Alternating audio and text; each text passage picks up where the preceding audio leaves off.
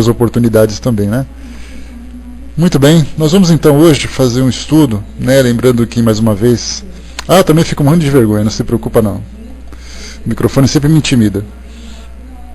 Então, ontem eu tive problema de conexão, nós não fizemos o nosso estudo, e a gente retoma na próxima quinta-feira, né, continuando ainda o tema que nós estamos estudando lá das leis morais do nosso livro dos Espíritos. Hoje nós entramos num outro ponto, num outro tema do nosso estudo, lembrando que faltam aqui, contando com esse de hoje, 1, 2, 3, 4, 5, 6, 7, 8 preces para nós concluirmos o estudo do Evangelho segundo o Espiritismo. E a partir dessa conclusão, a gente inicia o nosso o nosso livro dos médiuns. Como nós vimos na mensagem de hoje, quando nós vimos no nosso estudo, na nossa introdução, com as mensagens que nós utilizamos, né, aqui do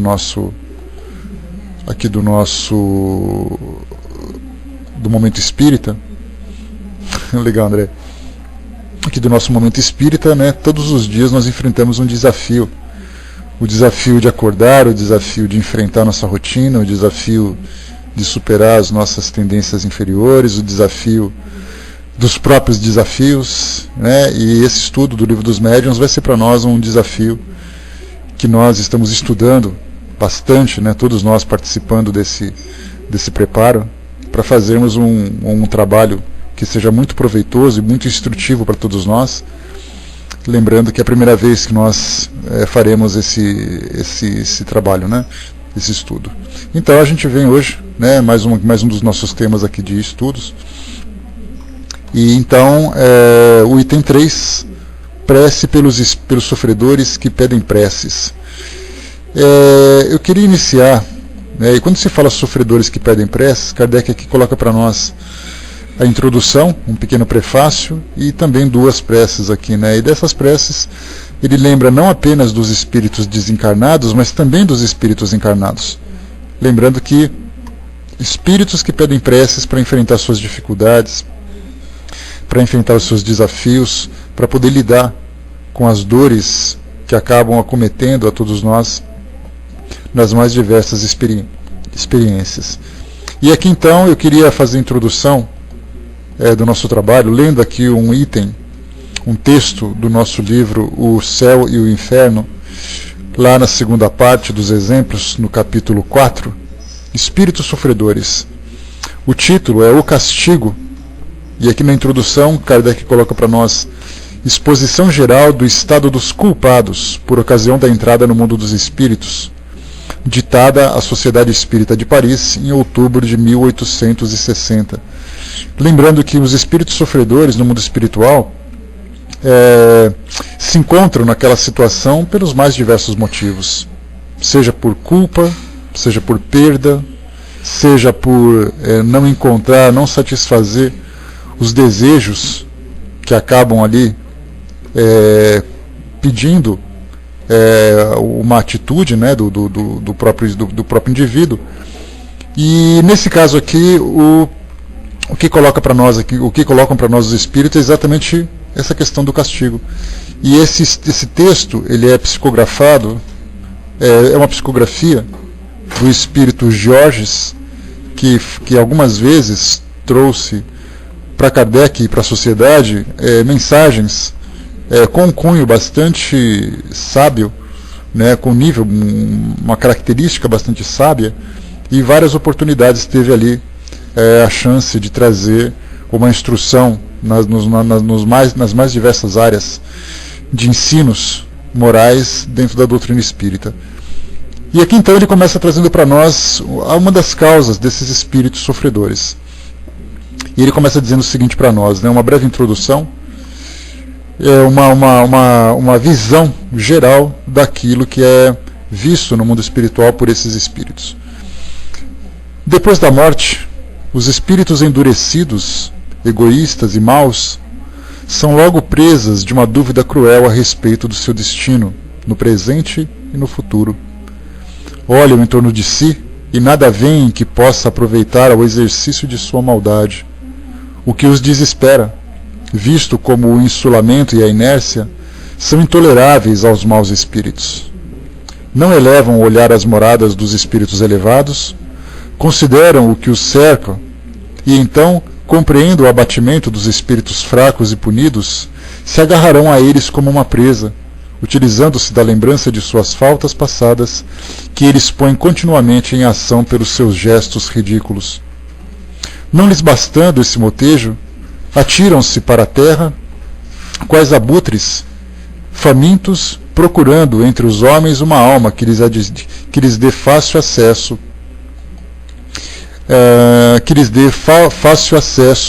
às tentações. Encontrando-a, dela se apoderam, exaltando-lhe a cobiça e procurando extinguir-lhe a fé em Deus, até que, por fim, senhores de sua consciência, e vendo segura a presa, estendem a tudo quanto se lhe aproxime a fatalidade de seu contágio. O mau espírito, no exercício de sua cólera, é quase feliz, sofrendo apenas nos momentos em que deixa de atuar ou nos casos em que o bem triunfa do mal. Passam, no entanto, os séculos, e de repente o mau espírito pressente que as trevas acabarão por envolvê-lo. O círculo de ação se lhe restringe, e a consciência, muda até então, faz-lhe sentir os acerados espinhos do remorso. Inerte, arrastado no turbilhão, ele vagueia, como dizem nas Escrituras, sentindo a pele arrepiar-se-lhe de horror. Não tarda, então, que um grande vácuo se faça nele e em torno dele. Chega o momento em que deve espiar. A reencarnação aí está ameaçadora. E ele vê como num espelho as provações terríveis que o aguardam. Queria recuar, mas avança, e precipitando no abismo da vida, rola-se em sobressalto até que o véu da ignorância lhe recaia sobre os olhos. Vive, age, e ainda culpado, sentindo em si não sei que lembrança inquieta, pressentimentos que o fazem tremer sem recuar, porém da senda do mal. Por fim, extenuado de forças e de crimes, vai morrer. Estendido numa enxerga ou num leito, que importa? O homem culpado sente, sob aparente imobilidade, revolver-se e viver dentro de si mesmo um mundo de esquecidas sensações. Fechadas as pupilas, ele vê um clarão que desponta, ouve estranhos sons. A alma, prestes a deixar o corpo, agita-se impaciente, enquanto as mãos crispadas tentam agarrar as cobertas. Quereria falar, gritar aos que o cercam: retenham-me, eu vejo o castigo. Impossível. A morte cela-lhe os lábios emaecidos, enquanto os assistentes dizem: descansa em paz. E contudo ele ouve, flutuando em torno do corpo que não deseja abandonar. Uma força misteriosa o atrai. Vê e reconhece finalmente o que já vira. Espavorido, ei-lo que se lança no espaço onde desejaria ocultar-se, e nada de abrigo, nada de remorso. Retribuem-lhe os espíritos o mal que fez. Castigado, confuso e escarnecido, por sua vez vagueia e vagueará até que a luz divina o penetre e esclareça, mostrando-lhe o Deus vingador, o Deus triunfante de todo mal, e ao qual não poderá apaziguar senão a força da expiação e gemidos. Aqui então o Espírito Georges assina para nós essa mensagem, e Kardec coloca uma pequena nota: nunca se traçou quadro mais terrível e verdadeiro à sorte do mal. Será ainda necessária a fantasmagoria das chamas e das torturas físicas? E depois ele continua aqui, trazendo para nós os vários exemplos de espíritos que vêm se manifestando nas reuniões mediúnicas, principalmente em busca de preces, em busca de alívio. Que na verdade, pois é, Braz, né, nem precisa, porque quando a gente fala, inclusive quem já falou sobre isso mesmo, foi o Papa João Paulo II, né, quando ainda encarnado. Ele dizia que o céu e o inferno é o estado de espírito do indivíduo. E quando ele disse isso, as pessoas ficaram meio impressionadas, imaginando: mas o céu não é, o inferno não é aquela condição em que tudo pega fogo, em que há ali o enxofre, em que há ranger de dentes e tudo mais, um local onde as pessoas ficam ali presas, sofrendo por toda a eternidade? E ele coloca exatamente isso. É um estado íntimo, um estado moral, em que o indivíduo acaba sofrendo todas as consequências das suas atitudes. Aqui o Espírito Jorge trouxe para nós uma viagem de um espírito que vive a sua vida dentro daquilo que ele chama de maldade, né? Dentro dessa condição do espírito mau, do espírito ignorante, endurecido, egoísta. E aí então no mundo espiritual ele faz de tudo para poder ter ali aqueles que vão servi-lo de acordo com as suas necessidades e de acordo com as suas intenções. E aí então, depois de um tempo, nessa escravidão, nesse tormento, ele é chamado então à prestação de contas no mundo físico.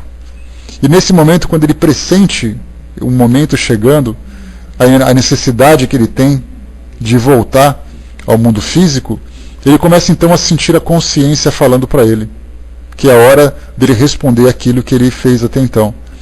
E aí ele começa a se sentir torturado. É uma tortura incontável, porque seria mais ou menos como se um criminoso, depois de cometer ali os seus crimes na sociedade, ele é preso e já começam então a predeterminar qual vai ser o seu destino.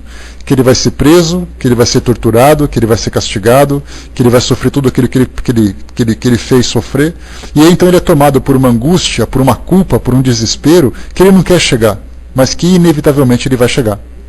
No mundo espiritual, então, quando nós somos chamados à reencarnação, já sendo traçado para todos nós quais são exatamente as nossas provas e quais são as expiações, normalmente muito dolorosas, quando o espírito vive nessa senda do endurecimento, do egoísmo e da maldade, ele então se toma de um desespero e a consciência começa como que a provocá-lo, dizendo, chegou a sua hora e você vai sofrer tudo isso.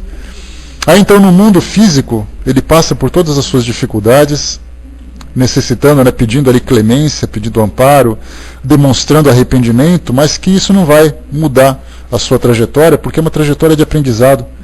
E a gente lembra sempre que a encarnação para todos nós, ela pode se tornar uma bênção ou um castigo de acordo com a nossa perspectiva. Para muitos é um castigo, eu estou aqui sofrendo o tempo todo, estou sendo castigado, e esse castigo pode ser aceito ou ele pode ser tomado como um ponto de revolta. Mas todos nós vamos viver a situação, independente da nossa aceitação ou não. Como tem aquela frase que eu sempre utilizo, a vida conduz àquele que o aceita e arrasta aquele que o nega. E normalmente quando nós somos tomados pela revolta, esse arrastamento é inevitável. E é um arrastamento doloroso.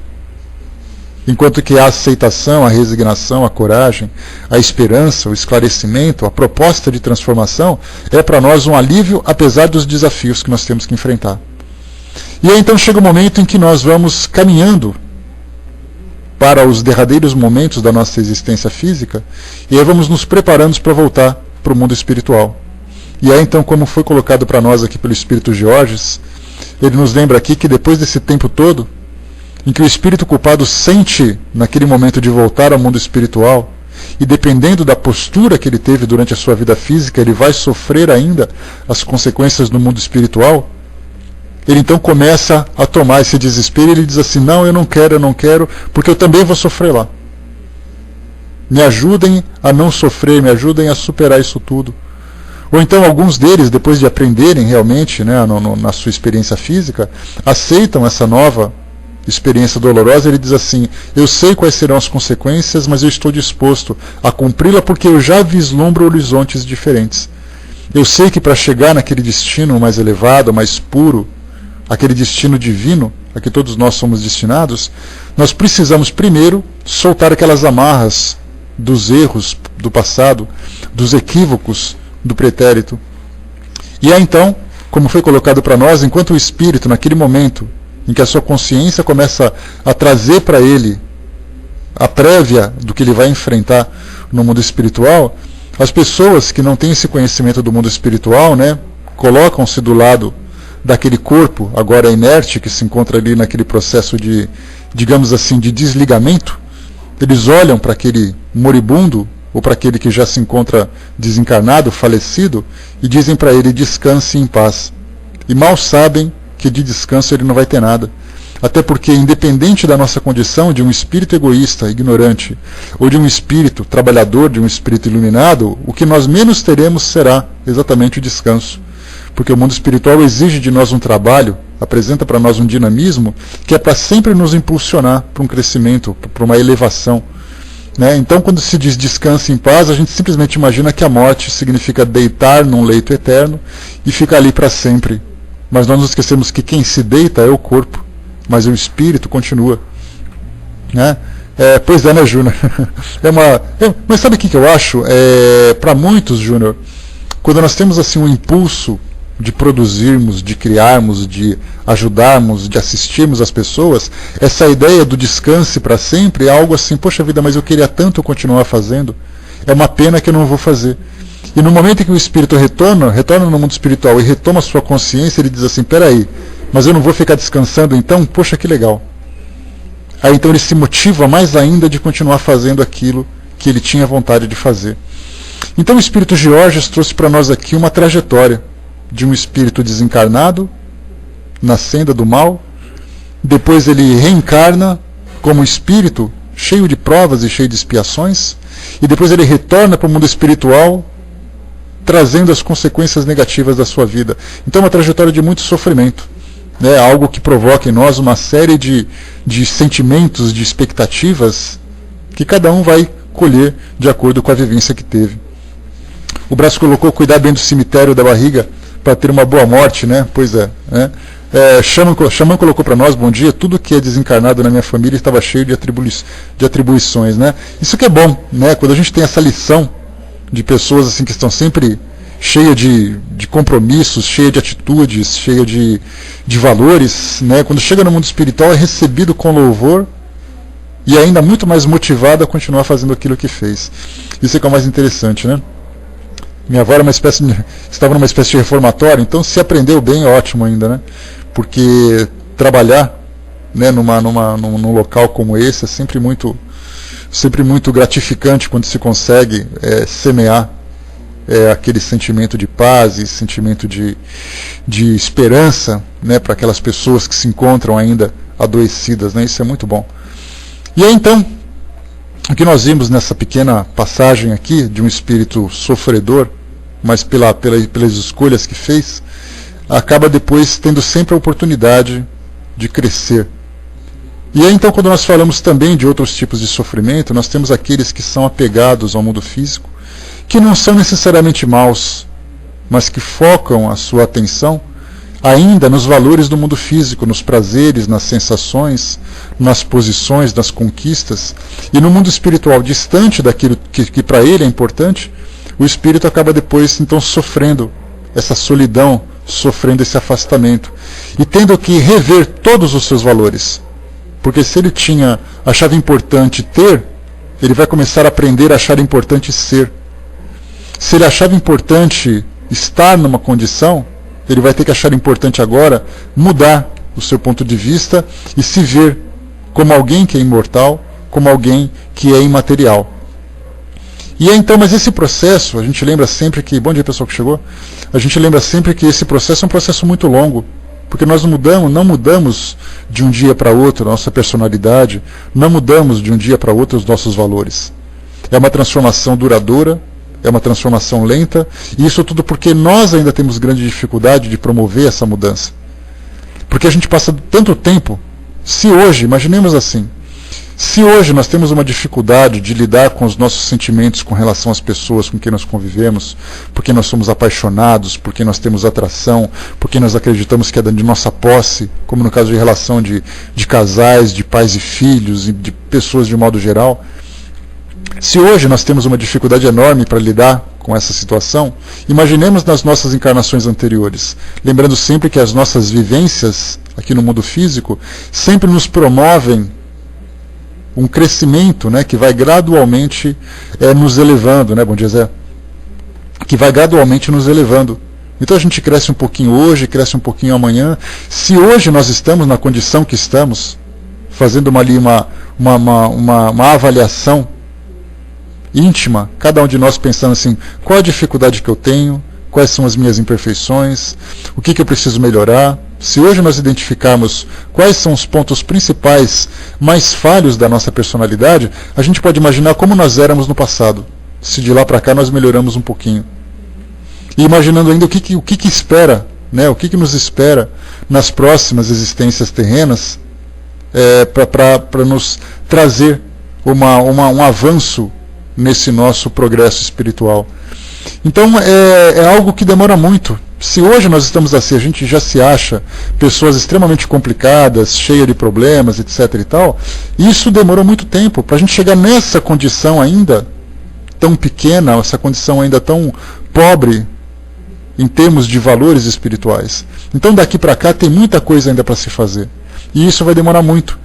E muitas dessas mudanças, muitas dessas quebras de ideias, quebra de referências que nós temos hoje, é para nós bastante doloroso. E isso provoca em nós um sofrimento muito grande.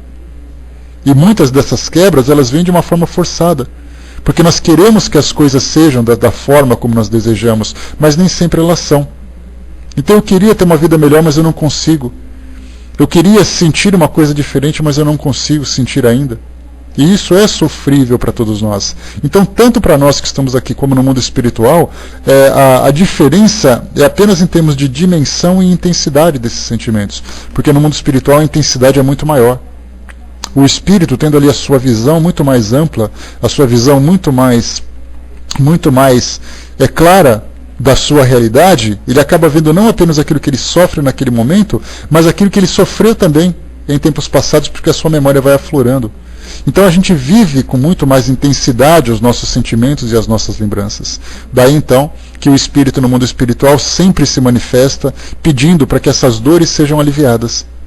Só que a forma como eles nos pedem vai de acordo com o conhecimento que eles possuem. O espírito pede assim: eu queria parar de sofrer. Mas ele acredita que se ele tomasse um comprimido, se por acaso fosse alguém e tirasse com a mão aquela dor, as coisas se resolveriam. Mas ele não se deu conta ainda de que esse alívio, na verdade, depende da sua autocura. Ou seja, ele mesmo que promove a sua transformação. Só que nem sempre ele se acha em condições de fazer isso. Daí então que ele vem pedir ajuda. Daí então que ele vem em busca de assistência naqueles grupos que podem ajudá-lo, principalmente para nós que somos encarnados.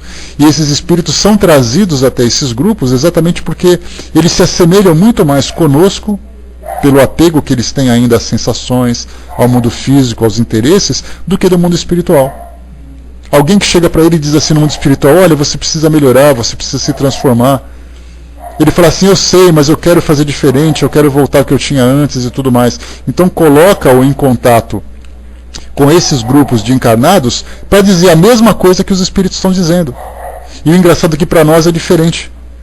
Nós damos muito mais atenção do que os espíritos falam do que os encarnados. Se eu falar para vocês assim: olha, tal coisa pode acontecer dessa forma, tal coisa pode ser mudada, vocês vão dizer: ah, que legal. Aí se chega um espírito numa reunião mediúnica e fala exatamente aquilo que eu falou, vocês vão dizer assim: nossa, um espírito falou uma coisa muito sábia para mim, ele disse isso. No mundo espiritual é o inverso.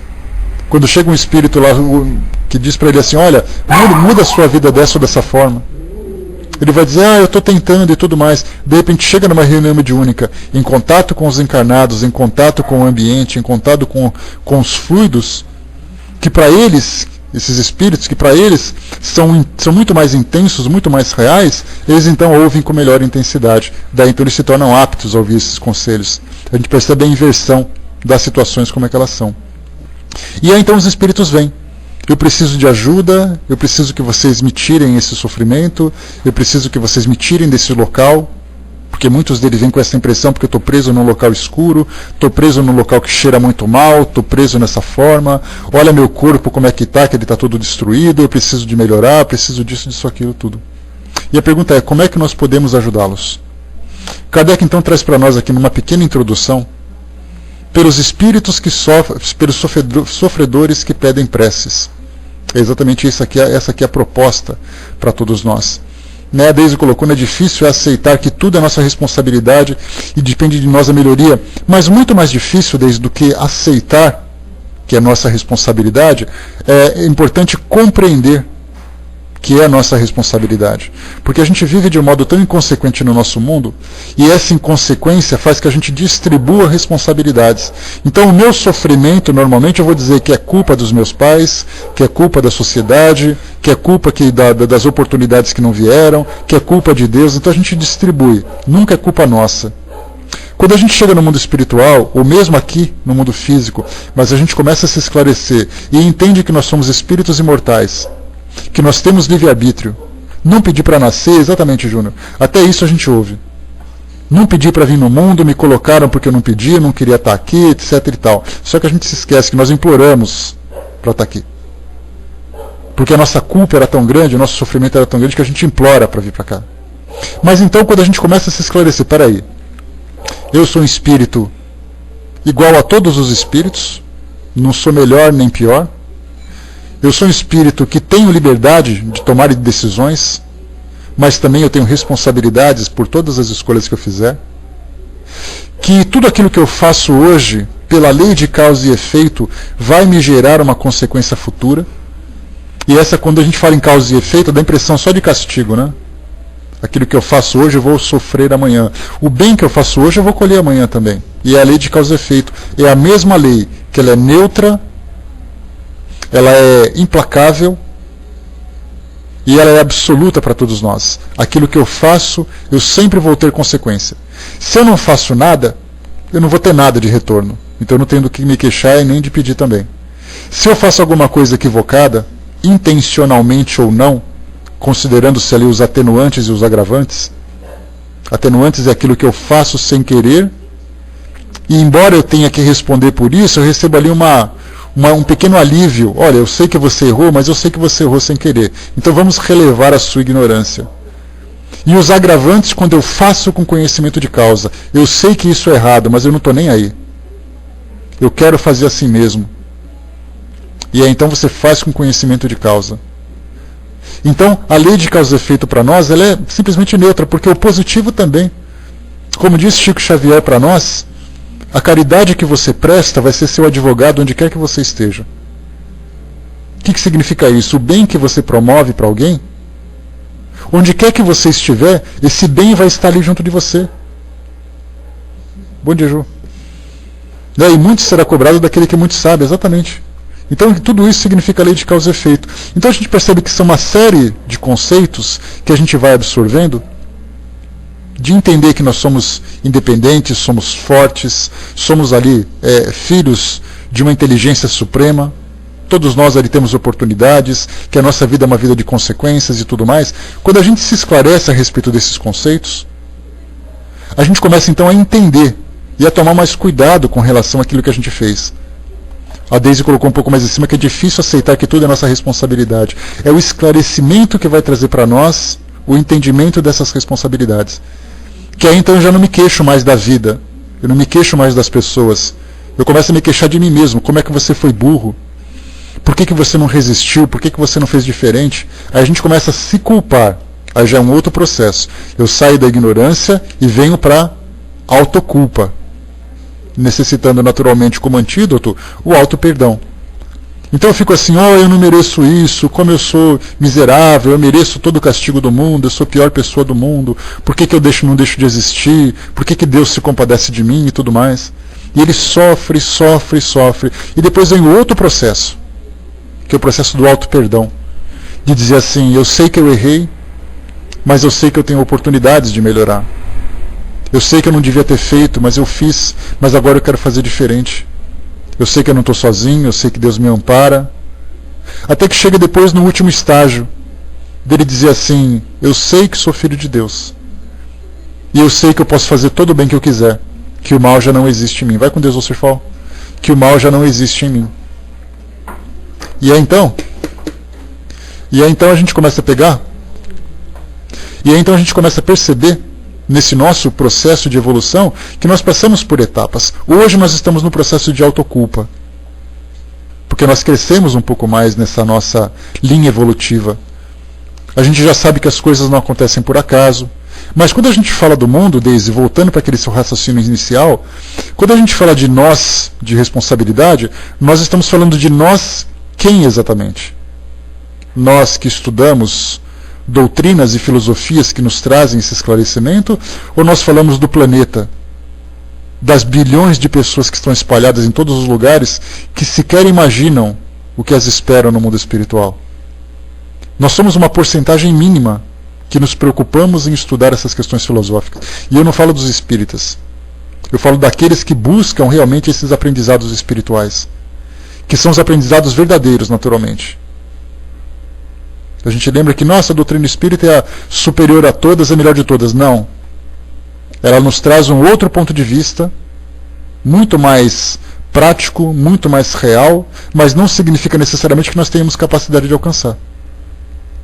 Porque já é uma outra história. Eu posso te mostrar qual é o mapa da mina, mas para você seguir esse mapa e alcançar aquele tesouro, já precisa de vontade, de disposição, de capacidade, de coragem, de interesse. E cada religião traz para nós um aspecto diferente. Para vocês terem uma ideia, eu faço sempre uma avaliação de algumas religiões que são as mais tradicionais do nosso mundo, e eu vejo cada uma como uma virtude. Nós pegamos, por exemplo, a doutrina espírita nos traz definições do mundo espiritual que nós não conhecíamos até então. A religião evangélica traz a força da fé, a força do louvor. Eu fiz parte dessa religião, posso dizer para vocês que quando você vê assim a prece feita por um evangélico que é fervoroso, chega a nos levar às lágrimas. Tamanha a fé, mesmo não tendo conhecimento do mundo espiritual da forma como nós entendemos.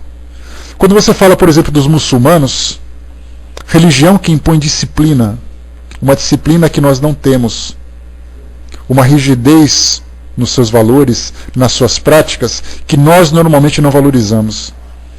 Só o fato de você imaginar que na quinta-feira, na sexta-feira, no fim de semana, tem que dar uma chegadinha.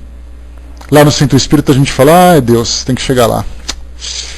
Será que vai dar praia? Será que vai dar sol? Será que está chovendo? Eu sei que eu tenho que ir, mas sabe como é que é, né? Tem um casamento, final da novela, jogão de futebol. E a gente então fica protelando, arrumando desculpas, etc. e tal. Se você fala com um muçulmano, 4 vezes por dia ele se ajoelha para fazer sua prece. Ele tem aquilo como um compromisso, disciplina. Se você fala com um judeu, a gente fala da força das tradições, de seguir os ensinamentos que foram transmitidos, de seguir ali os seus rituais, mesmo que nós não sigamos rituais, mas que para eles também demonstram disciplinas e respeito pelo passado. Se nós falamos do budismo, o ensinamento da sabedoria, mostram ali a reflexão, aquela postura. Se você olha, por exemplo, um monge budista que vivencia a sua crença, a sua fé da forma mais pura, você o vê praticamente como um santo. O modo como ele te olha, o modo como ele te fala, o modo como ele age com você, demonstra nele essa sabedoria, essa elevação. Se você fala dos católicos, por exemplo, eles demonstram da mesma forma a fé. Demonstram da mesma forma o respeito que eles têm por aqueles que demonstraram de alguma forma a fé naqueles valores, a crença que são seus santos, que são seus anjos. Disciplina com relação à hierarquia. Então a gente vê que cada religião traz para nós um aspecto diferente. Que todas elas se somando, se nós tivéssemos um pouquinho da força de cada uma delas, nós nos tornaremos as pessoas mais sábias do mundo, mais sábias do mundo. E isso é importante para nós. Então cada uma espalhada pelo mundo, esclarecendo as pessoas. Então quando a gente vai se esclarecendo com relação a todas essas nossas responsabilidades, com todos esses valores, com a importância de nós estarmos aqui hoje, com aquilo que nós esperamos para o futuro, se todas elas ensinassem aqueles que são seus adeptos, e todos eles estivessem dispostos a seguir esses ensinamentos, nós veríamos que as responsabilidades se tornariam muito mais claras para todos nós. Mas como nós ainda vivemos um mundo de ilusões, acreditando, por exemplo, que as religiões vão nos salvar, eu não preciso fazer nada, basta que eu siga aquela religião. Essa é a ilusão que a gente tem. E não é a religião que salva. São os ensinamentos dela que são absorvidos e colocados em prática que faz com que a gente com que nós mesmos nos salvemos. Ah, mas eu fui na igreja, tal. O que você trouxe de lá? O O que você aprendeu? O que você põe isso no seu dia a dia, na relação com as pessoas, nos ensinamentos que você transmite, naquilo que você aprende? Eu estive no centro, assisti uma palestra, tá, e daí? O que a palestra mudou em você? Do que você pôs em prática, etc e tal. Então a gente tem essa ilusão, o mundo hoje tem essa ilusão. Todo mundo segue a religião, mas desesperado para não sofrer, mas não entendeu ainda que religiões são escolas. E nessa escola você vai para quê? Para aprender. Você não vai simplesmente para sentar lá na cadeira da escola e ficar ouvindo alguém falar alguma coisa, você vira as costas e vai embora. E as religiões ainda são necessárias para todos nós, aqui nesse nosso mundo, porque a gente não é capaz ainda de tomar ou de desenvolver essa sabedoria por nós mesmos. Nós precisamos ainda sentar em bancos de escolas para poder aprender tudo aquilo que a vida tem para nos ensinar. E aí então que a gente vai começar a tomar decisões diferentes e planejar o nosso futuro de uma forma diferente. Deus colocou para nós, né, mas nossos erros são vícios, né, que para mim é difícil superar, para todo mundo. Né? Se nós não tivéssemos essa dificuldade, nós não estaríamos mais num mundo como esse. Seria um mundo diferente, um mundo mais evoluído, um mundo mais puro, um mundo mais sábio. Só o fato da gente estar aqui hoje, isso é uma coisa que eu sempre coloco para nós, né? O fato da gente se olhar um para o outro e dizer assim, olha, eu estou no mundo de provas e expiações, e você? Ele vai dizer, eu também estou. Então a gente está no mesmo nível. É como se fosse um presidiário olhar para o outro e dizer assim, eu estou preso, e você? Eu também estou. Num hospital, um doente olha para a cama do lado e fala, eu estou doente, e você? Ele fala, eu também estou. O fato de nós estarmos aqui hoje mostra que não tem ninguém melhor do que ninguém. Mostra que está todo mundo igual. É o nosso orgulho, é a nossa ignorância, é a nossa vaidade, o nosso egoísmo, que faz com que a gente se veja como pessoas diferentes. Certa vez eu brinquei com vocês que a gente vê, infelizmente, pessoas que se encontram numa condição social bastante degradante, que acabam se expondo a uma situação de buscar comidas e objetos nos lixões das grandes cidades, dos grandes centros urbanos. E aí, então, naqueles lixões, eles brigam para ter o melhor monte de lixo. Eles brigam para ficar na frente do caminhão que está despejando o lixo. E ele diz assim, eu sou mais forte que você, eu vou pegar primeiro. Esse monte é meu, sai daqui porque eu achei primeiro. E a gente começa a perceber o grau de ignorância, que eles estão brigando pelo lixo. Para dizer que um é mais esperto, um é mais inteligente, um é mais sábio do que o outro, brigando por lixo. Que até sendo um pouco radical, é mais ou menos o que a gente vê hoje. Nós estamos brigando por misérias. E um acreditando que é melhor do que o outro, por ter conseguido uma miséria melhor do que o outro. Quando a gente parar e falar assim, peraí, não é assim que funciona. Aqui eu estou numa escola. E o que eu aprender aqui é o que vai determinar o meu ano seguinte. E o ano seguinte, o ano escolar seguinte, significa a nossa vida seguinte. A nossa existência seguinte. Armando colocou, religião não salva, mas para alguns sim, pelo motivo do camarada frequentar uma igreja, só que na verdade a mudança é interna. E se a religião fosse o bom mundo, seria perfeito. Não só a igreja, mas a gente coloca templos, sinagogas, mesquitas, tendas, centros espíritas, terreiros. As pessoas vão a esses locais em busca de salvação, mas elas não se deram conta ainda de que é a autossalvação que elas devem buscar. Os recursos para se promover está dentro delas próprias. O que elas vão fazer lá é aprender a olhar para dentro de si mesmas e encontrar todos esses valores que estão ali adormecidos. Por isso que os espíritos começam a olhar para nós como crianças que não se deram conta ainda. Ninguém precisa oferecer nada para que a gente possa se desenvolver. O que eles podem oferecer para nós são orientações, são esclarecimentos, são apoio. Os apoios que nós precisamos. Mas tudo está dentro de nós. Como diz no Evangelho Jesus, deixemos brilhar a nossa luz. Que luz é essa? A luz do conhecimento, a luz do potencial, a luz da espiritualidade, a luz divina que se encontra dentro de nós. E quando essa luz brilha, nós só somos capazes de realizar qualquer coisa. Só que a gente não se dá conta ainda, porque a gente não confia na nossa própria capacidade. A gente não se entendeu ainda como espírito. A gente estuda, por exemplo, nós que somos espíritas, ou simpatizantes do espiritismo, nós estudamos, por exemplo, que todos nós somos espíritos. Mas o que significa exatamente ser um espírito para nós? o espírito é um elemento do universo. A gente não entendeu ainda o sentido filosófico de sermos um espírito, porque nós não reconhecemos a nossa condição, não reconhecemos o objetivo de nós existirmos, não reconhecemos o nosso potencial, a capacidade de realização que todos nós temos. Nós simplesmente nos vemos como um elemento criado e vivendo. Mas a gente não sabe ainda do que nós somos capazes de fazer. Quando a gente pega Jesus, que é a maior referência que nós temos, e observamos que ele também é um espírito como nós, mas que reconhece a sua capacidade, que faz aquilo que ele fez, e a gente diz assim, mas ele é um espírito que estava lá fazendo coisas que a gente não tem certeza se ele fez ou não. Mas uma coisa a gente tem que reconhecer, ele foi capaz de mudar o mundo, de dividir o mundo em duas eras, antes dele e depois dele. Só isso já é alguma coisa que a gente vai fazer diferença. Já pensou se a gente pegasse assim, deixa eu ver alguém aqui. Deixa eu pegar aqui a Magali que está quietinha ali, ela até levou um susto agora. Já pensou que bonito? Antes da Magali e depois da Magali? Como seria o mundo?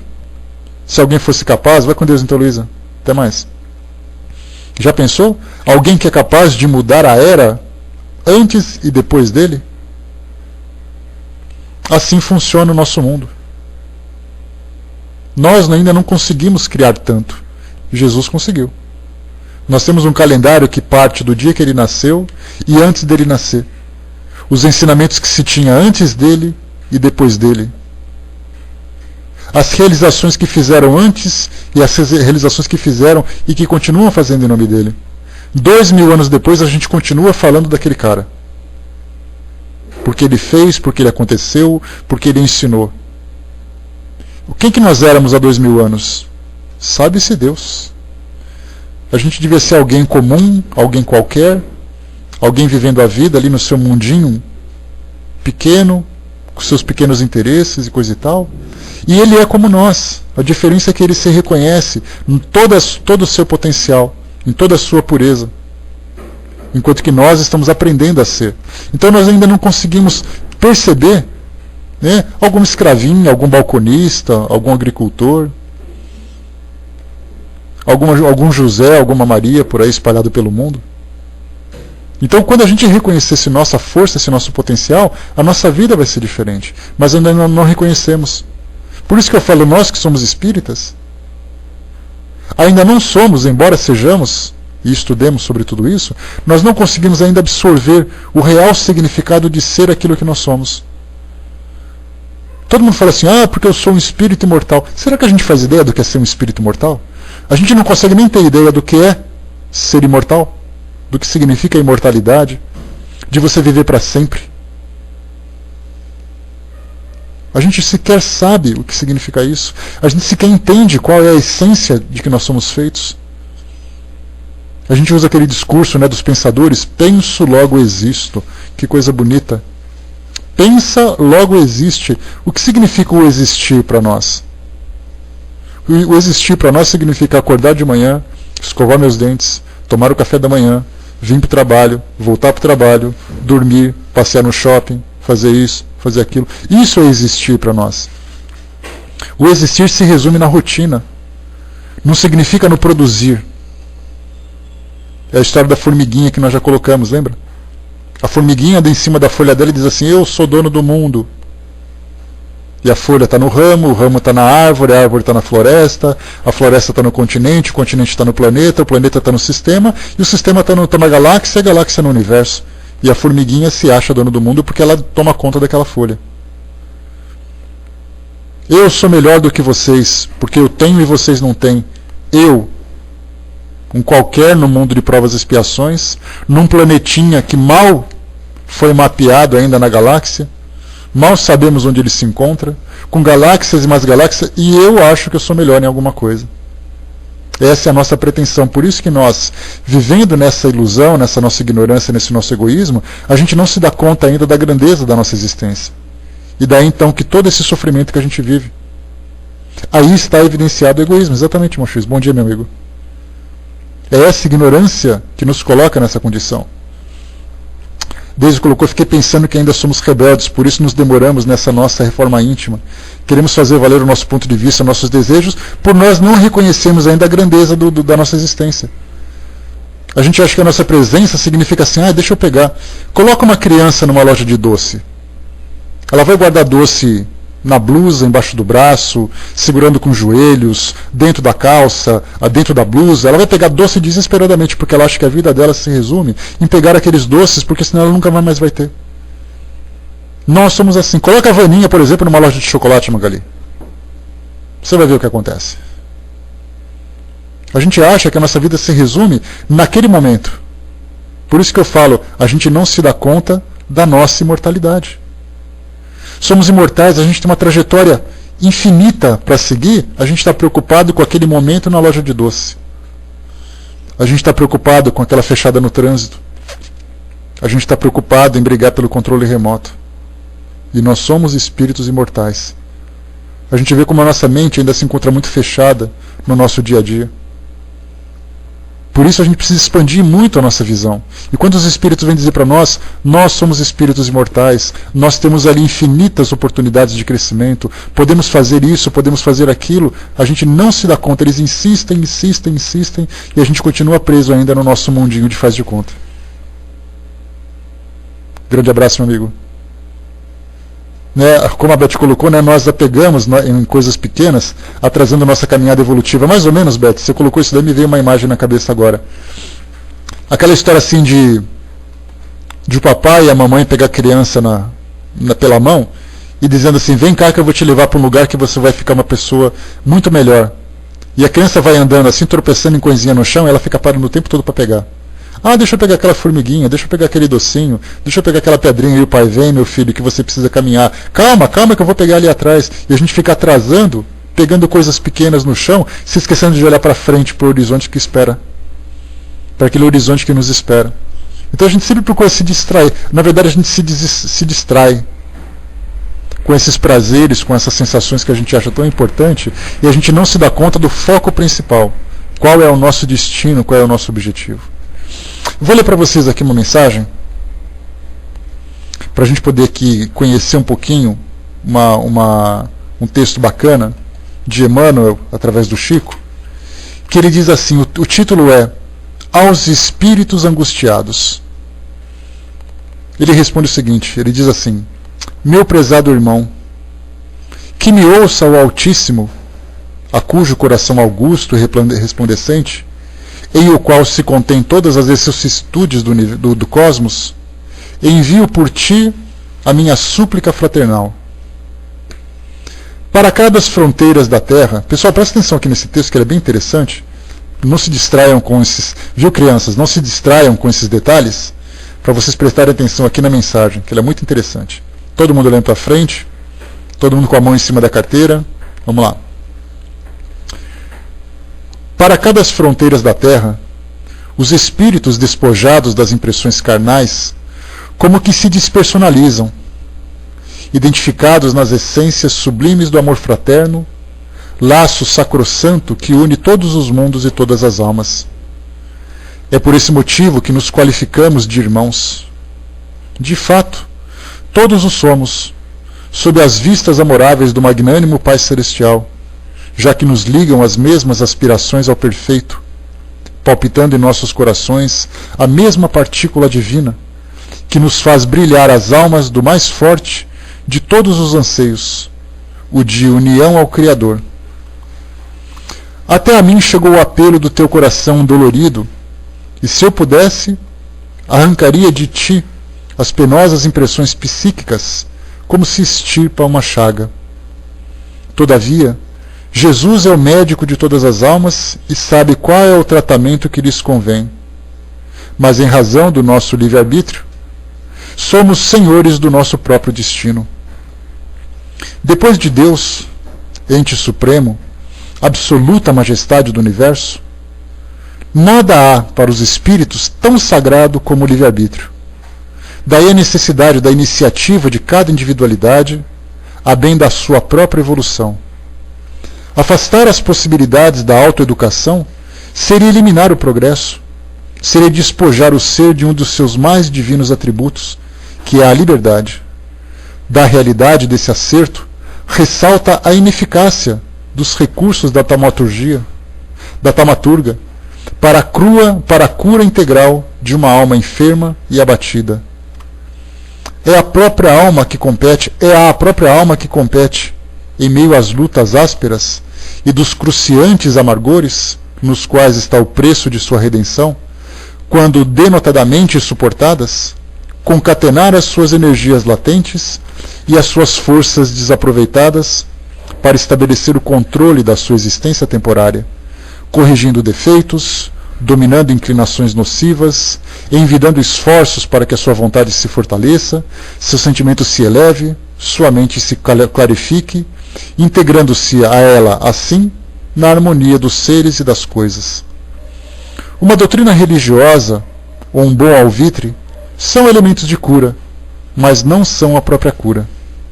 A primeira auxilia, porque ensina, esclarece, ilumina, conforta, representando para o coração angustiado um manancial de energias, onde as criaturas encontram forças para assustar os fracassos quase irremediáveis, as desgraças coletivas e para evitar a propagação de males e ruínas, paralisando o surto de resoluções inconfessáveis. Isoladamente, porém, o espírito, em qualquer plano da vida, tem que coordenar as suas possibilidades para o bem, para a luz, para o amor, em seu benefício, fazendo das aspirações nobres e do trabalho proveitoso o santuário onde a sua mentalidade penetre diariamente para se purificar. Só assim conseguirá armazenar em si os grandes cabedais de energia, de fé e beleza moral que lhe farão viver em correspondência com planos superiores do universo, de onde lhe virão os primores intelectivos e sentimentais como recompensa natural aos seus esforços. Uma das mais proveitosas formas dos espíritos se entregarem a uma atividade fecunda, a prol do seu aprimoramento, está na reencarnação. E elas a acolhem como o caminho mais fácil para a evolução necessária e a almejada aventura. Na plenitude da consciência, calculam as suas possibilidades e traçam um plano a que obedecerão rigorosamente e que constitui, quase sempre, como um mapa de trabalhos e sofrimentos. Tomam a carne, lutam e padecem. Suas provações parecem obedecer a um implacável determinismo e, com efeito, obedecem, porquanto foi o próprio Espírito quem traçou a senda que lhe compete percorrer, para vencer, dizemo-lo sem paradoxo, o seu próprio destino, transformando os acúleos da estrada em flores de evolução espiritual. Os bons desejos, a moral elevada, a confiança nos poderes superiores do bem, as preces sinceras, se mantidas com perseverante vontade, lhe evitam os distúrbios psicológicos e as quedas, por pior que seja o caminho. É por essas razões, estribadas na mais pura lógica, que não nos é possível modificar de vez o teu estado físico. Expendemos as nossas mãos fraternas, amparamos-te com os nossos braços intangíveis, mas poderosos, e te indicamos a senda por onde chegarás à felicidade ou redenção. A misericórdia divina responderá aos teus apelos veementemente. Luta com abnegação e com egoísmo. Todos os homens nascem para triunfar da prova a que se submetem. Toda a carne está eivada de taras perniciosas. Mas será lícito ao espírito entregar-se-lhe à influência, olvidando as noções de sua liberdade ativa? Não. O atavismo é um dos grandes escolhos que devem ser vencidos pelas almas, no trabalho da sua purificação. O espírito, em qualquer circunstância, é obrigado a preponderar sobre a matéria. Operando dessa maneira, o homem espiritualizará todas as suas células orgânicas, porque se o objetivo da matéria é dar corpo e expressão às vibrações do espírito, a função da alma é apurá-la, santificá-la. Quando o homem compreender o alcance dessa realidade, as taras desaparecerão do planeta, Por enquanto, porém, os desígnios divinos se utilizam delas como de elementos úteis nas batalhas morais que a humanidade sustenta em favor do seu aperfeiçoamento. A causa de todas as moléstias reside na alma, mas infelizmente as criaturas humanas, vivendo apenas entre efeitos, que são coisas transitórias e efêmeras da existência planetária, não vão às fontes de origem escrutar a causa das dores que as afligem. Para a enfermidade da alma, somente os remédios espirituais são aplicáveis. Por isso é que te ofereço as minhas pobres palavras. Muito perde o homem com sua impaciência. Em face da imoralidade, deveria ele encarar com vida, cada vida, como um dia de trabalho. Que tu saibas aproveitar o teu dia, purificando-te nos ideais e nos atos generosos, santificando-te em sabedoria e amor. Aprende a viver em contato com todos quantos te rodeiam. A sociabilidade atenua os rigores da provação. A doçura e a afabilidade nos proporcionam novos elementos vitais. Insular-nos em meio das fontes da vida que os cercam constitui grande mal. Deus nos criou para que nos amemos intimamente uns aos outros. És incompreendido, torturado, ridicularizado às vezes?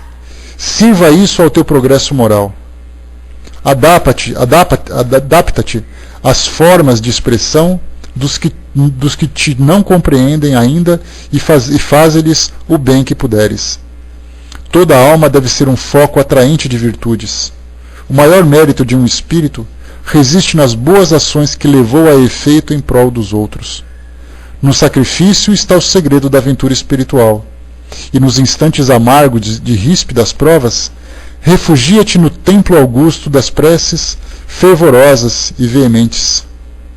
Do alto de Manarão, radiosidades indefiníveis para o teu espírito, que se sentirá reconfortado na jornada terrena. Considera o teu objetivo do conhece-te a ti mesmo, e a tua mente, longe de ser atingida por vibrações de amargura, constituirá um refúgio luminoso de sagradas energias espirituais, onde outras almas buscarão conforto, coragem, luz e amor. Mensagem então de Emmanuel. Está ali para nós, o Matador colocou o link dessa mensagem para quem quiser. Obrigado, Matador. E aí então essa mensagem mostra exatamente isso. Para aquilo que nós vivemos hoje, quer dizer, primeiro esclarecendo que os nossos sofrimentos são consequências das escolhas que nós fazemos. Segundo, mostrando que a cura desse sofrimento, embora seja atenuada pela força, pelo amparo do mundo espiritual e pelas pessoas que estão à nossa volta, essa cura parte de nós mesmos. Isso que é mais importante para nós todos. Então essa mensagem trazida por Emmanuel, ela faz para nós também, assim como Kardec nos proporcionou aquela mensagem falando do percurso de um espírito sofredor, pelo seu egoísmo, pelo seu endurecimento e tudo mais. Nós temos essa mensagem aqui exatamente ali, uma viagem para dentro de nós mesmos, para tirarmos, para fazermos ali acender esse nosso potencial, essa nossa responsabilidade.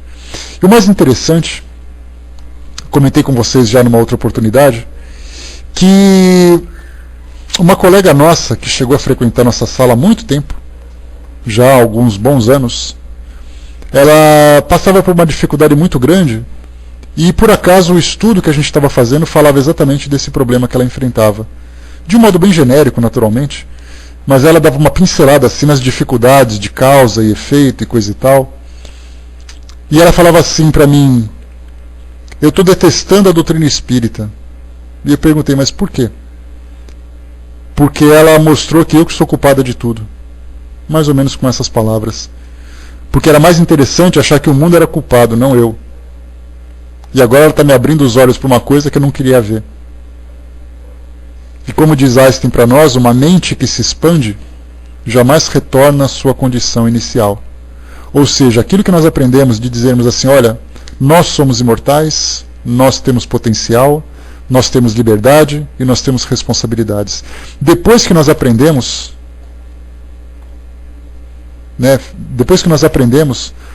toda essa realidade, a gente não consegue mais fazer de conta que as coisas não têm mais essa esse efeito não se resolve mais dessa forma. As coisas são como são, somos nós que vamos nos aproximando dessa realidade. Para muitos outros, desejam ficar adormecidos. Tem uma passagem do filme Matrix, para quem não assistiu, é bem interessante essa passagem, porque mostra as pessoas vivendo num mundo de sonhos, porque todas elas são adormecidas, tendo ali as suas energias absorvidas por uma grande máquina. Então aqueles corpos adormecidos com uma fantasia girando como se fosse um sonho, vivendo na cabeça delas. Então aqui hoje nós estaríamos dentro de uma Matrix, seguindo a ideia do filme. Mas tem uma passagem interessante em que uma dessas pessoas que conseguiram despertar a sua consciência, elas tinham capacidade de viver os sonhos de um modo controlado, mas sabiam que a realidade era outra. Uma dessas pessoas entrou em acordo com a máquina e disse assim: eu te conto tudo o que eu sei, desde que você me coloque em volta na máquina para viver dessa forma, e eu não quero lembrar de nada. Então muitas pessoas no mundo real hoje desejam esse esquecimento. Eu preferia viver no faz de conta, na ignorância, do que ficar imaginando que a vida é muito mais complexa do que ela é hoje. E ela é complexa. A nossa estada aqui hoje é um processo extremamente complexo que demanda esforços que nós sequer ignoramos. Exatamente. A ignorância é uma bênção, como o próprio personagem diz. E nós muitas vezes optamos por essa ignorância. É chato a gente acordar para a realidade. Da gente imaginar, poxa vida, mas a vida então não é a balada, não é compra, não é o faz de conta que eu vivia antes. A vida então é trabalho, compromisso, responsabilidade. Que chato, eu não queria crescer. Mais ou menos como acontece na transição das nossas crianças, né? Elas acham que a vida dela é ir para a escola, chegar em casa, pegar biscoito, sentar na frente da televisão, ir para o parque brincar. De repente ela cresce, percebe que tem que trabalhar, que tem que pagar contas, tem que resolver problemas.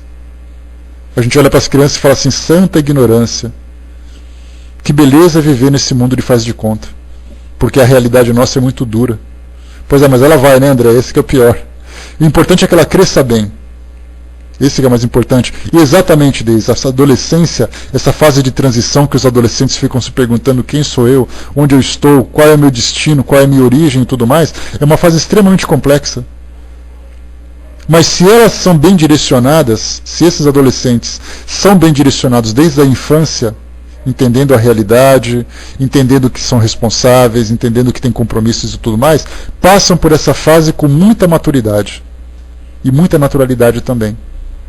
Né, a Romana colocou para nós, né, meu filho de 8 anos ora para pedir a Deus para não crescer, né? Pois é, muitos de nós também oramos, né? Deus me ajuda, Deus pega na minha mão. E Deus está dizendo: filho, levanta e anda. Como acontecia na passagem do Evangelho. Aqui então, meus amigos, para a gente poder finalizar, Kardec traz para nós aqui essas duas preces, que são bem interessantes. Filhinha, se você conseguir fazer a colagem, começa a iniciar. Inicia para a gente, por favor. Se você não conseguir, a gente vai em frente.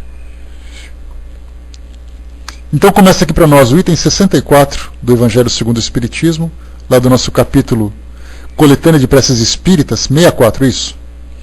Ele começa dizendo para nós: para compreender o alívio, isso porque a gente percebeu nessa introdução toda, a gente entender qual é a causa dos sofrimentos e por que os espíritos sofrem, por que nós sofremos. Mas diante desses sofrimentos, são muitos de nós, que pedimos ajuda, né? Olha, faça uma prece por mim que eu estou precisando. Ou então o espírito se manifesta numa reunião e diz assim: olha, eu preciso das orações de vocês para me equilibrar. Esses pedidos de prece, eles têm uns porquês, que nós já sabemos. Mas por que fazer a prece? Para compreender o alívio que a prece pode proporcionar aos espíritos sofredores, é necessário lembrar o seu modo de ação conforme explicado. Isso lá no capítulo 17. Aquele que se compenetrou desta verdade, ora com mais fervor, em virtude da certeza de não fazê-lo em vão. Isso fala da mobilização de energias, de vibrações, do pensamento positivo que é direcionado para as pessoas. E aí então Kardec traz para nós duas preces, dois modelos de preces que nós podemos dirigir aos sofredores, encarnados ou desencarnados, né? Pode colar, filhinha, 65. Ele começa a apresentar para nós a primeira prece, dizendo o seguinte: Deus clemente e misericordioso, que a vossa bondade se derrame sobre todos os espíritos que se recomendam às nossas preces, e particularmente sobre o espírito de fulano. Bons espíritos, que tendes o bem por ocupação única, intercedei comigo a favor deles, fazei brilhar aos seus olhos um clarão de esperanças, e que a divina luz os esclareça quanto às imperfeições que os afastam dos bem-aventurados. Abri os seus corações ao arrependimento e ao desejo de se purificarem, para apressarem o seu adiantamento. Fazei-os compreender que pelos seus esforços podem abreviar o tempo de suas provas. Que Deus, na sua bondade, lhe dê a força de perseverança nas suas boas resoluções. Possam essas palavras amigas suavizar-lhes as penas, mostrando-lhes que há sobre a terra quem deles se compadece e lhes deseja toda a felicidade. Então esse pensamento, essa prece, inicialmente ela é dirigida a pessoas ou a alguma pessoa em especial, a quem nós envolvemos com esse pensamento de esperança, com esse pensamento de confiança. Porque o espírito normalmente no mundo espiritual, quando sofre, ele tem medo de tudo e de todos. E ele precisa de um estímulo de coragem para poder ouvir alguém que está dizendo alguma coisa para ele. E quando nós direcionamos uma prece, nós já dissemos que a prece, quando nós entramos numa condição de prece, o nosso estado mental se transforma. E as energias que nós enviamos também são transformadas. E quando a gente direciona para um espírito amigo, seja confiante, tenha esperança, ouviu os bons conselhos, aceite a sua nova condição, ele é envolvido em tal energia e que é como se ele fosse inspirado a buscar alguma coisa que até então ele não tinha coragem. E muitas vezes ele mal sabe de onde veio. Ele simplesmente sente vontade de fazer, sente coragem para fazer. E é assim que a gente direciona esses espíritos. Não apenas no alívio com relação ao copo d'água que a Deise colocou para nós como exemplo, de saciar a sede dele, mas é como se você falasse assim, olha, vem cá que eu vou te ajudar. E ele vai dizer, graças a Deus alguém me ajudou. Porque ele, por si mesmo, pelo seu desespero, pela sua desorientação, ele não consegue perceber isso tudo. Que ele pode simplesmente se transformar. André Luiz traz relatos para nós a respeito da sua experiência, naquela fase inicial de grande perturbação que ele viveu, quando ele chamava, quando ele gritava, quando ele queria fugir daquele sofrimento todo. Até que depois de quase 8 anos nesse estado de desorientação, ele recebeu assistência. E no decorrer da sua história ele dizia assim, minha mãe estava do meu lado o tempo todo me inspirando confiança. E foi essa a motivação que ele teve para buscar esse auxílio. Porque enquanto ele falava assim, me ajuda a sair desse sofrimento, ele queria parar de sofrer, mas ele não queria deixar de ser como ele era. É mais ou menos quando a gente fala para um presidiário, quando ele te estende a mão por entre as grades de uma cela, ele diz assim, me ajuda a sair daqui. Aí você vai olhar para ele e vai dizer assim, mas por que você quer sair daí? Você está arrependido ou você simplesmente quer sair daí? Muitos vão dizer assim, eu quero sair daqui. Se você dá para ele a liberdade, ele continua cometendo os mesmos crimes. Para outros diz assim, olha, realmente eu quero sair daqui. Você dá a liberdade para ele, então ele se regenera. Por isso que muitos desses apelos que chegam para nós do mundo espiritual vêm muito mais pelo desespero do que pela própria disposição de mudança. Por isso que eles continuam sofrendo. Mas por que os espíritos são trazidos para o centro espírita para poder ser ajudados? Por que eles não são ajudados no mundo espiritual? Porque eles não querem a ajuda para poder mudar. Eles querem a ajuda para poder aliviar a dor. Lembro de uma pessoa que foi, uma pessoa conhecida, que foi um pneumologista, era uma fumante inveterada, e ela dizia assim, olha doutor, eu não estou conseguindo respirar. Está doendo muito o meu peito quando eu respiro. Aí o médico falou, olha, faz o seguinte, passa essa inalação, faz essa inalação, toma essa medicação, faz esses exames, vamos fazer isso que vai melhorar. Ah, então obrigado doutor. Ele continua, a primeira coisa que ele faz quando sai do consultório é acender um cigarro. Então na verdade ele busca o alívio do sofrimento, mas ele não busca a transformação.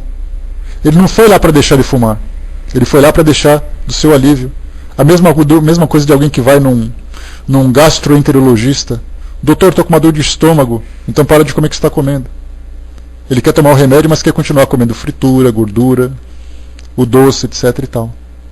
A mesma coisa acontece com os espíritos sofredores.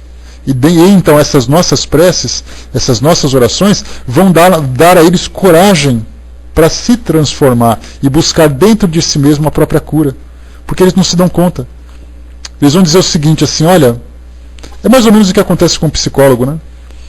Nossa, um psicólogo ótimo. Ele me ajudou a me aliviar daquele sofrimento. Aí todo mundo coloca o crédito para o psicólogo, sendo que na verdade o psicólogo simplesmente fez a pessoa mesmo se curar. Porque é ela que aliviou, ela que mudou o seu modo de pensar, ela que mudou o seu modo de agir. A cura estava dentro dela, ela só não conseguia buscar. E o terapeuta chegou para ela e ajudou ela a fazer essa viagem interior para poder se curar. A Didima lembrou, né? Cristo dizia aos que curava, né? Vai, não peques mais, mas ele dizia assim, você curou a si mesmo. Nossa, o Senhor fez um milagre. Não, você que fez o milagre. Vamos então à segunda prece, vamos lá. Diz aqui para nós então Kardec, na sua sugestão. Lembrando que essas orações Kardec trazia certamente com a inspiração do mundo espiritual que ajudava a organizar as ideias dos encarnados, né? E ele colocava em seguinte então para nós. Pode colar a filhinha, por favor, número 66. Derramai, Senhor, nós vos pedimos, sobre todos os que sofrem, como espíritos errantes no espaço, ou entre nós, como espíritos encarnados, as graças do vosso amor e da vossa misericórdia. Tende piedade de nossas fraquezas. Vós nos fizestes falíveis, mas nos destes a força de resistir ao mal e de vencê-lo. Que a vossa misericórdia se estenda sobre todos os que não puderem resistir às suas más tendências e ainda se encontram pelo caminho do mal. Que os bons espíritos os envolvam, que as vossas luzes brilhem aos seus olhos e que, atraídos pelo seu calor vivificante, venham posternar-se aos vossos pés, humildes, arrependidos e submissos. Fundamental essa passagem aqui. A humildade, o arrependimento e a submissão são os 3 pontos principais que demonstram a transformação de um espírito. Normalmente ele pede ajuda, mas ele é arrogante, não se arrepende e é dono de si mesmo. Mas ele pede assim, alivia a minha dor. São esses 3 atributos que são fundamentais, que mostram, são sintomas claros da disposição de transformação de um espírito que sofre. Nós vos pedimos igualmente, Pai de misericórdia, pelos nossos irmãos que não tiverem forças para suportar suas provas terrenas. Vós nos dai um fardo a carregar, Senhor, e só devemos depô-lo aos vossos pés. Mas a nossa fraqueza é demasiada, e a coragem nos falta algumas vezes em meio ao caminho. Tende piedade desses servos indolentes, que abandonaram o trabalho antes da hora. Que a vossa justiça os poupe, e permitis, Senhor, que os bons espíritos lhes levem alívio, consolações e esperanças.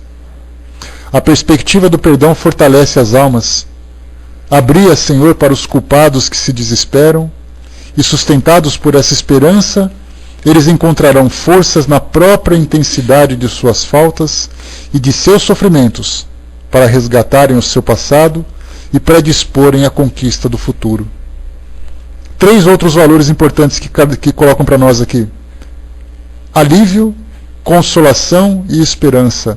É isso que os espíritos podem dar para nós. Porque, mais uma vez, a cura depende das nossas próprias ações.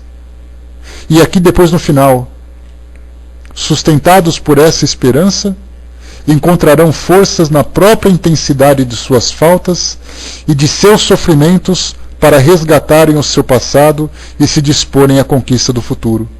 Se o sofrimento para nós hoje é característica de uma ação negativa que nós fizemos no passado, se bem vivida, se bem viver esse sofrimento com coragem, com esperança, com força, nós conseguiremos depois semear um futuro diferente. No passado nós sofremos. A partir do momento em que nós consertamos o erro, aí então o futuro fica diferente. O problema é que nós persistimos no erro. Nós saímos de um buraco e caímos no outro, por invigilância, por fraqueza. Aqui então, meus amigos, fechamos o nosso estudo. Preces pelos espíritos que pedem, pelos sofredores que pedem preces. E é então com essas mensagens, com essas palavras, com essas reflexões,